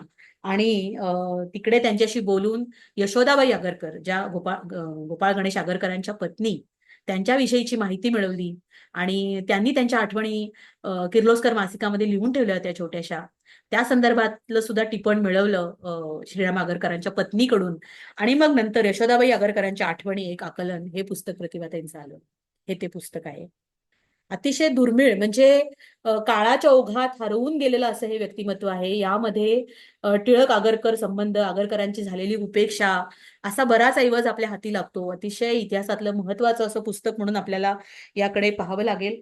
त्याशिवाय प्रतिभाताईंनी स्त्रियांच्या आत्मचरित्राचा फार सुंदर असा आलेख या पुस्तकातून काढलेला आहे. तर असं संशोधकीय काम सुद्धा प्रतिभाताईंचं वेळोवेळी होत गेलं. श्रीराम आगरकरांचं आणि प्रतिभाताईंचं एक चांगलं नातं जुळलं या निमित्तानं. श्रीराम आगरकरांनी प्रतिभाताईंना राखी पाठवली आणि विचारलं की तू कशी काय, ओवाळणी पाठवली भाऊबीज, आणि विचारलं की तू राखी कशी काय नाही पाठवलीस मला. आणि प्रतिभाताईंना मग तेव्हा इतकं बरं वाटलं की या कारणाने का होईना आपण आगरकरांची नातच झालोय, असं प्रतिभाताई म्हणाल्या. आणि आगरकरांचा वारसा आपण सगळ्यांनी पुढे स्त्री शिक्षणाचा चालू ठेवला पाहिजे असंही प्रतिभाताईंना नेहमी वाटतं. आणि त्यांच्या पुस्तकातून वेळोवेळी लिहिलेल्या लेखनातून स्त्री विषयांवरच्या प्रतिभाताई ते नमूदही करत असतात. पण यशोदाबाई विस्मृतीत न जाण्याचं एक फार मोठं श्रेय आपल्याला प्रतिभाताईंना या निमित्तानं द्यावं लागेल. आता आपल्याकडे वेळ किती आहे? 5 वाजलेले आहेत. 5-10 मिनिटं घेते फक्त. 2003 साली Pakistan India peoples forum for peace and democracy या संघटनेच्या कार्यक्रमाकरता प्रतिभाताई 2 आठवड्याकरता पाकिस्तानला गेल्या होत्या. आणि मग त्या पाकिस्तानातल्या सगळ्या अनुभवांवर आधारित पाकिस्तान डायरी असं प्रतिभाताईंचं पुस्तक आहे. आणि फाळणी ते फाळणी, अस्मितेच्या शोधात पाकिस्तान आणि पाकिस्तान डायरी ही 3 पुस्तकं तिथल्या अनुभवांवर प्रतिभाताईंनी लिहिलेली आहेत. फार सुंदर अशी पुस्तकं आहेत ही, कारण स्वतंत्र ओरिजिनल तिथे जाऊन लिहिलेले अनुभव या पुस्तकामध्ये आलेले आहेत. 75 वर्ष आता झाली आहेत तरी पाकिस्तानला राष्ट्र म्हणून उभं राहता आलं नाहीये, आपण पाहतोच. पण त्याची काय कारणं होती ती सगळी या पुस्तकातून आलेली आहेत. प्रतिभाताई आसमा जहांगीर किंवा म्हणजे ज्या मानवाधिकार समितीच्या संस्थापक राहिलेल्या आहेत त्यांची मुलाखत प्रतिभाताईंनी घेतलेली या पुस्तकातून आलेली आहे. सुप्रीम कोर्टाचे निवृत्त न्यायाधीश नसीर असलम जहीद यांची मुलाखत प्रतिभाताईंनी घेतलेली आहे. काश्मीर प्रश्न, इस्लामी दहशतवाद या विषयावर सुद्धा प्रतिभाताई बोललेल्या आहेत. शिवाय लाहोरच्या म्युझियम मधले संदर्भ, पाकिस्तानामध्ये भारताचा नकाशा कसा दाखवतात, तर भारताचा कन्याकुमारी सोडून असलेला सगळा भाग आणि अफगाणिस्तानचा सगळा भाग आणि पाकिस्तान असं सगळं मिळून ओरिजिनली ते पाकिस्तान होतं म्हणून हिरवं दाखवलेलं आहे. आणि अरबी समुद्राला पाकिस्तान समुद्र असं नाव दिलेलं आहे. ह्या सगळ्या असा इतिहास पाकिस्तानात शिकवला जातो हे सगळं प्रतिभा त्यांच्या पुस्तकात आपल्याला वाचायला मिळतं. म्हणजे आपल्याला ज्या गोष्टी माहिती नाहीयेत अशा पलीकडच्या गोष्टी प्रतिभा त्यांच्या पुस्तकातून आपल्याला वाचायला मिळतात. कारण प्रतिभाताई स्वतः तिथे जाऊन पाहून त्या म्युझियम मध्ये त्यांनी ते लिहिलेलं आहे. त्यानंतर 2003 साली आणखी एक चांगली कॉन्फरन्स प्रतिभाताईंना अटेंड करता आली. ती होती जागतिक पुरातन परंपरा आणि संस्कृती मंडळाने भरवलेला एक ऐतिहासिक मेळावा, त्यातली ती कॉन्फरन्स होती. जगभरातल्या 50 देशातली 200-250 माणसं तिथे आली होती. आणि तिथं त्या माणसांनी पेपर्स वाचले होते की त्या पेपर्सचा विषयच मुळात संस्कृतीवरती जगभरातल्या चर्चा करणे हा होता. तर त्यांच्या त्यांच्या देशातली संस्कृती ही म्हणजे अमेरिकेनं आणि पाश्चिमात्य आक्रमणामुळं जी त्यांच्या देशातली संस्कृती रसातळाला गेली किंवा नाहीशी झाली त्या संदर्भातले ते सगळे पेपर होते की आपल्या मूळ संस्कृतीत फरक कसा पडला, सगळ्या आक्रमणामुळे आम्ही काय गमावलं, काय कमावलं, हे सगळं त्या सगळ्या कॉन्फरन्समध्ये प्रतिभाताईंना अभ्यास करायला मिळालं. आपण आता इंग्रजी आणि अमेरिकेवरचं आपलं प्रेम सगळ्यांना आपल्याला माहितीच आहे. आपण मागच्या पिढीनं ती सगळी चूक केलेली आहे. आर्थिक सुबत्ततेसाठी आपण ती चूक केलेली आहे. पण आपण आपल्या मूळ संस्कृतीपासून, भाषेपासून तुटत चाललो आहोत याचं कुठेतरी आपल्याला एक भान आलंय. त्या सगळ्या संदर्भात प्रतिभाताईंनी लिहिलेलं धर्मसंस्कृतीचे अनुबंध हे पुस्तक आपण सगळ्यांनी वाचावं असं मला वाटतं. प्रतिभाताईंनी जी कॉन्फरन्स अटेंड केली मी आता सांगितलं पुरातत्व मंडळाची, त्या मंडळामध्ये लिहिलेल्या पेपर्सचा अभ्यास करून आणि तिथे त्यांना जे अनुभवायला मिळालं त्याच्यावरून सगळ्या अभ्यासातून संशोधकीय कामातून निघालेलं पुस्तक आहे. भारत, इंडोनेशिया, अफगाणिस्तान, पाकिस्तान या देशाची राजकीय सांस्कृतिक पार्श्वभूमी आणि इथे वास्तव्याला असलेले धर्म आणि त्या धर्माचा संस्कृतीशी असलेला संबंध, सामान्य माणसाचं संस्कृतीशी नातं काय असतं, हे सगळे संदर्भ असलेलं असं हे फार सुंदर पुस्तक आहे. आपण वाचल्यास आपल्याला फार चांगले संदर्भ या पुस्तकात वाचायला मिळतात. हे पुस्तक लिहिण्यामागे एक सुंदर घटना अफगाणिस्तानात असतानाच घडली ती छोटीशी सांगते आणि मग आपण शेवटाकडे येऊया अगदी 2 मिनिटातच. तर प्रतिभाताई काबूलमध्ये असताना वेगवेगळ्या देशातले लोक एकदा एकत्र आले होते आणि त्या गेट टुगेदरमध्ये सगळ्यांच्या गप्पा चालल्या होत्या आणि गप्पांमध्ये प्रत्येक जण आपापल्या देशाचं साहित्य, संस्कृती, कला प्रकार याबद्दल बोलत होते. आणि तिथे इंडोनेशियाचे एक प्राध्यापक आले होते आणि ते त्यांच्याकडे होणाऱ्या नृत्य नाटिका आणि रामायण महाभारत याबद्दल खूप भरभरून सांगत होते. आणि त्यांचं नाव काय म्हणून प्रतिभा त्यांनी विचारलं तर त्यांनी नाव सांगितलं इंद्र अबुल हबीबी. प्रतिभा त्यांना ते नाव ऐकून खूप आश्चर्य वाटलं की नावात इंद्र आणि कौतुक तर नावात इंद्र आहे, बाहेर पुढे अबुल हबीबी असं इस्लामीकरण दिसतंय पुढच्या नावामध्ये, आणि कौतुक तर रामायण महाभारताचं करतोय, राहतोय इंडोनेशियात, हे कसं काय? प्रतिभाताईंनी त्यांना स्पष्टच विचारलं की इंद्र तर आमचा देव आहे, वैदिक हिंदूंचा देव आहे, आणि तुमचं नाव कसं काय ठेवलंय तुम्ही इंद्र, आणि रामायण महाभारताचं एवढं कौतुक कसं काय करताय तुम्ही? त्यावर ते पटकन म्हणाले की Islam is my religion, but Indra, Ramayana, Mahabharata, that is our culture. एवढ्या एका छोट्याशा घटनेवरून आपल्याला कळतं की धर्म आणि संस्कृती यामध्ये सामान्य माणसाचं नातं कुठे कुठे कसं जोडलेलं आहे. माणसाला स्वतःच्या अस्तित्वाची एक स्वतःचं अस्तित्व दाखवण्यासाठी धर्म लागतो, तसाच त्याला स्वतःचं जगणं आपल्या मुळापर्यंत जाण्यासाठी आणि त्या मुळाशी जोडून ठेवण्यासाठी संस्कृती लागते. आणि धर्माचा वापर आजवर प्रत्येक वेळी राजकीय व्यक्तींनी, समाजकारणी व्यक्तींनी अर्थसत्तेसाठी, राजसत्तेसाठी केलाय. त्यामुळे प्रतिभा त्यांनी फार सुंदर विधान केलंय. धर्मसत्ता, अर्थसत्ता आणि राजसत्ता हातात हात घालून चालत असतात, पण सामान्य माणूस मात्र आपली नाळ नेहमी संस्कृतीशी जोडून ठेवतो. म्हणजे जेव्हा सुरुवातीला आपल्या भारतामध्ये सुद्धा ख्रिस्तीकरण झालं होतं, ब्रिटिश आले आपल्याकडे तेव्हा, तर ख्रिस्ताच्या क्रॉस समोर उदबत्ती दिवा लावून ठेवणारे हिंदू होते. किंवा प्रतिभाताईंना एक ड्रायव्हर भेटला होता जो ख्रिस्ती होता, जो म्हणाला की आज गुरुवार आहे तर मी मांस खाणार नाही. प्रतिभाताई म्हणाल्या का, तू तर ख्रिस्ती आहेस, हे काय बाबा तुझं? तर म्हणाला मी हिंदू ख्रिस्ती आहे. तर अशी सगळी उदाहरणं या पुस्तकामध्ये आहेत. म्हणजे पूर्ण अभ्यास केलेला पुस्तकातला इतिहास तर आहेच, पण प्रतिभाताईंचे अनुभवच इतके आहेत महत्वाचे किंवा बोलके आपण म्हणूया, वैशिष्ट्यपूर्ण, की त्यातून आपल्याला एका मिनिटात धर्म संस्कृतीचे अनुबंध कसे आहेत हे लगेचच कळतं. किंवा गोव्यामध्ये मुस्लिम स्त्रियांच्या मुलाखती घेत असताना मुस्लिम बायका गजरे करत बसल्या होत्या आणि इस्लाममध्ये गजरा घालणं वगैरे मनाई आहे. प्रतिभा ती मुलाखत घ्यायला म्हणाले, अरे तुम्ही गजरे कसं काय करताय? तिथे आमची संस्कृती आहे म्हणा, गजरे तर करणारच, तुझ्यासाठीच मी गजरा करत बसली आहे म्हणाले. म्हणजे संस्कृतीपासून माणूस तुटत नाही, हा वारंवार अनुभव प्रतिभा त्यांनी घेतलाय.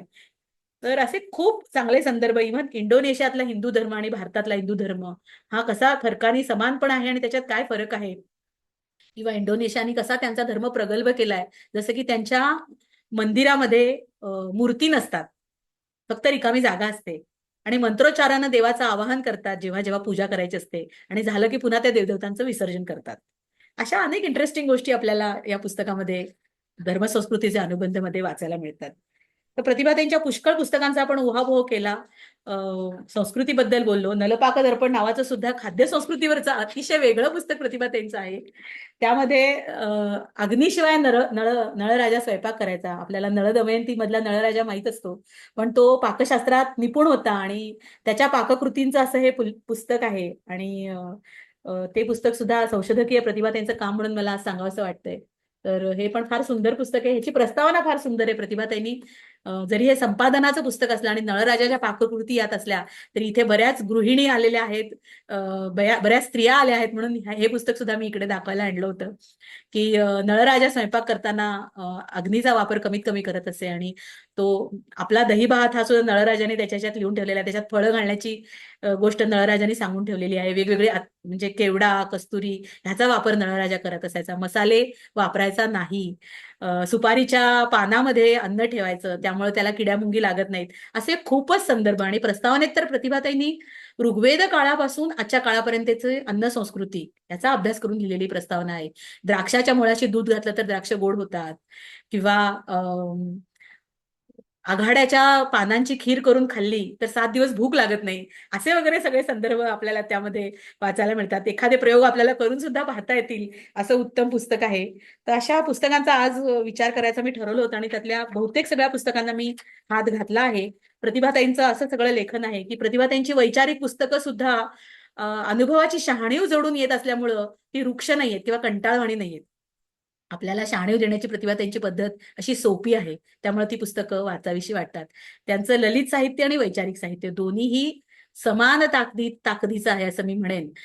विचार, भावना याचा अगदी चांगला मेळ प्रतिभाताईंनी आपल्या साहित्यामध्ये साधलेला आहे.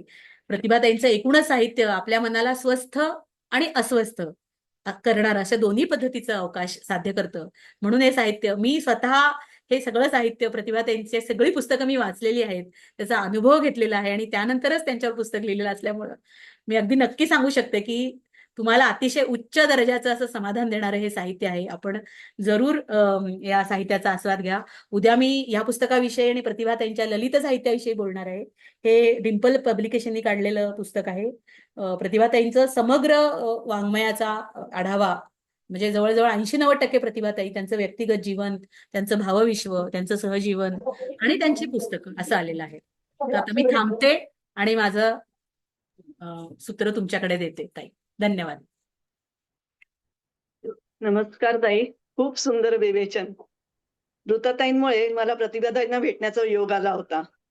पण त्यांच्या साहित्याची महानता आणि त्यांची महानता ही आता कळली. आणि प्रतिभाताईंचं व्यक्तिमत्वच इतकं गोड आणि प्रेमळ आहे, ते तेव्हाच अनुभवलं होतं. पण आता साहित्याची महानता नक्कीच कळली. त्याच्यातले तुम्ही सूक्ष्म बारकावे खूप छान सांगितले. नंतर अब्दुल गफार खान यांची भेट जी ताई सांगतात, ते ऐकायला त्यांच्या तोंडून ऐकायला खूप छान मजा वाटते. तसंच तुमची बुरख्याची जी माहिती सांगितली ती पण खूप रंजक. संवाद संपूच नाही असं वाटत होतं. उद्याच्या संवादाची आम्ही वाट बघतोय. धन्यवाद भेटूया. ताई. उद्या नक्की भेटू. धन्यवाद. चालेल. फार बरं वाटलं. धन्यवाद. सुरुचिताई नमस्कार, बोला. बापरे, प्रतिभाताई नतमस्तक झाले हो मी. काय आहे अवाका तुमचा कामाचा आणि काय डेअरिंग म्हणावं की तुम्ही तिथे जाऊन अफगाणिस्तानात त्या बायकांना विचारावं की बाई ग तुला कसं वाटतं बुरखा घातल्यावर. काही सोपं काम नाहीये. आश्चर्य वाटलं मला कारण मी पण ह्या म्हणजे लव जिहाद वगैरे आहे ते आमच्या कॉलेजमध्ये त्याच्याशी मी कनेक्टेड आहे. मी खूप त्यावर काम केलंय आणि मला माहितीये की हे लोक कसे आहेत जवळून आणि काय डेअरिंग आहे. इतके नाजूकशा दिसता तुम्ही पण काय अफाट कर्तृत्व हो तुमचं. आणि दुसरं मला ते एक आवडलं की तुम्ही नलाचं जे सांगितलं कारण मी नल दमयंती म्हणजे नैषधीय चरिताचा अभ्यास केलाय. माझ्या पीएचडीचा विषय तो. तर मला ते पुस्तक हवंय ज्यामध्ये तुम्ही अन्नाबद्दल जे दिलेलं आहे किती गोड. मला तर वाटलं अरे हे आधी मला माहित असतं ना तर मी लिहिलं असतं यावर. आता मी लिहिणार. मला तुमचा रेफरन्स लागणार ताई.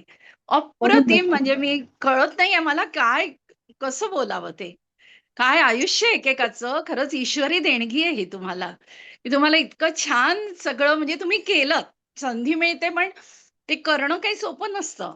खूप छान वाटलं ताई. आणि ह्यांचं पण तुम्ही सांगितलं आगरकरांचं. बापरे, हा प्रश्नच कसा आला हो मनात की आपण आगरकरांना अगर कोणी केलेलं नाही म्हणजे किती आश्चर्य आहे. बापरे, खरंच नतमस्तक झाले मी ताई. आणि तुम्ही खूप छान सांगितलं.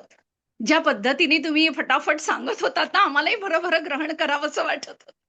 वेळ कमी आणि इतकं मोठं कर्तृत्व आहे. खूप खूप धन्यवाद. मला ते पुस्तक सांगाल की ज्यावर अन्नाबद्दल जे दिलंय त्यांनी. म्हणजे पुस्तक आहे की प्रस्तावना आहे काय मला ते थोडं सांगाल प्लीज. थँक्यू. धन्यवाद सुरुचिताई. नमस्कार ताई. हा कार्यक्रम इतका निशब्द करणारा होता. सगळ्यांना असं वाटत होतं की 2 मिनिट तरी प्रतिभाताईंशी आणि तुमच्याशी संवाद साधावा, बोलावं. आणि खूप दिवसांची आमची इच्छा होती की ताईंसमोर हा कार्यक्रम व्हावा. एक साहसी आणि निर्भीड लेखिका, अ, अगदी सगळ्या जगात प्रसिद्ध असणाऱ्या, विश्वात प्रसिद्ध असणाऱ्या प्रतिभाताई आहेत. प्रतिभाताईंची प्रतिभा शब्दात आम्हाला व्यक्तच करता येत नाही. आणि ज्या पद्धतीनं आपण हा कार्यक्रम आज सादर केला, आपण जे बोललात ते अगदी हृदयाला भिडलं ताई. आता सुरुचिताई आपल्या पुस्तकांबद्दल चौकशी करत होत्या. त्यांनी आपलं मत दिलंय, ते आपल्यापर्यंत पोहोचणारच आहे. पण एक होय. विनंती आहे की आपण प्रतिभाताईंच्या प्रत्येक पुस्तकाबद्दल जर महिन्यातून आमच्याशी संवाद साधला खूप बरं होईल. आणि आपण दिवस ठरवून द्यात. आपल्या सोयीनं आम्ही हा कार्यक्रम आयोजित करू. आज जवळजवळ 45 मंडळी इथे आलेली होती आणि बऱ्याच मंडळींना अजूनही आपल्याशी संवाद साधायचे. होय. तुम्ही पुस्तकाचं नाव विचारत होत्या सुरुचिताई. नील हो. दमयंतीच्या ना? हा तुम्ही पहिल्यांदा आता तुम्ही ऐकलं नाही पण मला खूप कौतुक वाटलं तुमचं. बापरे, मला तुमच्या डेअरिंगचं कौतुक वाटलं. मी म्हटलं एवढ्या नाजूकशा आणि केवढं डेअरिंग आहे, म्हणजे मन किती पक्क आणि केवढ्या निडरता आहे. आणि पहिले तर त्याला हॅट्स ऑफ तुम्हाला.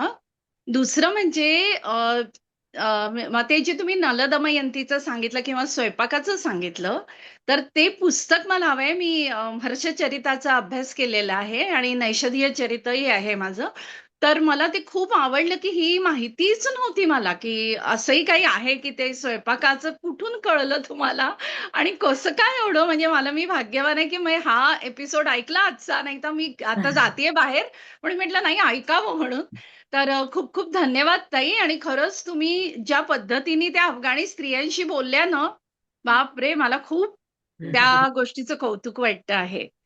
आणि मी वाचेन नक्की तुमची पुस्तकं सगळी. कुठे मिळतील ते पण सांगा आणि ती हो, नल दमयंतीचं पण सांगा. नलपाक दर्पण नावाचं पुस्तक आहे. अच्छा, नलपाक दर्पण अच्छा. परममित्र प्रकाशनाचं आहे. हां, आणि मी काय करते, ग्रुपवरती किंवा आपल्या ताईंकडे हां. आराधना समूहावरती किंवा काय पुस्तकांची यादी आणि प्रकाशनाची नावं पाठवते. हो, मग तुम्हाला म्हणजे त्या मिळतील ना? प्रकाशकांशी संपर्क करता येईल. म्हणजे प्रकाशनाचं नाव कळलं की मग इंटरनेटवरनं तुम्हाला हो, मिळून जाईल हे. ठीक आहे मिळवता ना. येईल. Amazonवर वगैरे असतील तर तसंही बघता अमेझॉन येईल. किंवा डायरेक्ट प्रकाशकांचा नंबर मिळवा युट्यूब हां, म्हणजे हां. आपल्या गुगलवरनं, आणि मग तुम्हाला त्यांना फोन करून मागून घेता हो, येईल. नलपाका हो. दर्पणाच्या प्रती कमी आहेत. आम्ही त्याचं करतोय नवीन आता, म्हणजे बरं. घ्यायचं मला आहे ते. झेरॉक्स मिळाली तरी हो, चालेल. मला एक झेरॉक्स. पाठवाल. हो, अभ्यासासाठी मला एक हवं असेल तर तसं पाठवावंच. पाठवता येईल. तुम्ही हां. मला संपर्क करा. मग हो. एखादी प्रत मिळाली तर पाठवते, नाही तर मग अरे झेरॉक्स बिलकुल, पाठवते. बिलकुल. हो, हो, हो. पण ते तुमचा नंबर पुस्तक मला करतोच आहे. हो, हो. तुम्ही घेता येईल मला. ताईंकडनं घ्या नंबर. हां. मी अगदी, पाठवेन. अगदी. थँक यू हां. Thank you so much. मी निघते आता. मला खूप छान हो, वाटलं हो. तुमच्याशी बोलले तर. Thank you. एक 2 मिनिट आपण सगळेजण प्रतिभाताईंसाठी प्रार्थना करूया त्यांच्या आरोग्यासाठी, की त्यांना उदंड, निरोगी असं आनंदी आयुष्य मिळतंय आणि मिळत राहो. आमच्या सगळ्यांच्या प्रतिभाताईंसाठी आमची अगदी परमेश्वरालाही प्रार्थना आहे आणि त्यांचं मार्गदर्शन, त्यांचे आशीर्वाद आमच्यावर सतत बरसत राहो. वा, आशीर्वाद. छान वाटलं तुम्हा सगळ्यांशी संवाद साधून. आम्हाला खूप आवडलं. निशब्द करणारा आजचा कार्यक्रम होता. प्रतिभाताई, आपल्याला मानाचा मुजरा. आणि पुन्हा पुन्हा येत राहावं. आपले 2 कार्यक्रम जरी झाले असले तरी आम्हाला पुन्हा आपल्या तोंडून हो. खूप ऐकायचंय. दीपालीताई, दर महिन्यात आपण हा कार्यक्रम घेऊ. मला अ, वाटतं अनेक जणींना बोलायचंय. आपण कृपया बोलू शकता. मी माझा ऑडिओ बंद करते. आज आशाताई बगे सुद्धा आले होत्या. हो, मला हो. मला फारच म्हणजे मी अगदीच कृतज्ञ आहे आशाताई. विजयाताई उद्या ब्राह्मणकर, असं काही हरकत नाही.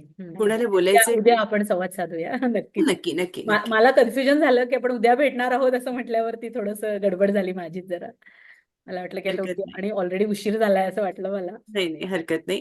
प्रतिभाताई, पुन्हा उद्या आपण भेटूया. नमस्कार. धन्यवाद. उद्या उद्या आपण नक्की संवाद साधूया. हो, बहुतेक हो, आजची दीपालीताई. मंडळी उद्या येतील असं वाटतंय मला. अप्रतिम सुंदर बरं बोललात हं. वाटलं. अप्रतिम सुंदर. नाही, प्रतिभा ताईंचे आशीर्वाद आहेत. आणखी काय? हिच्यामुळेच माझी मुलाखत झाली.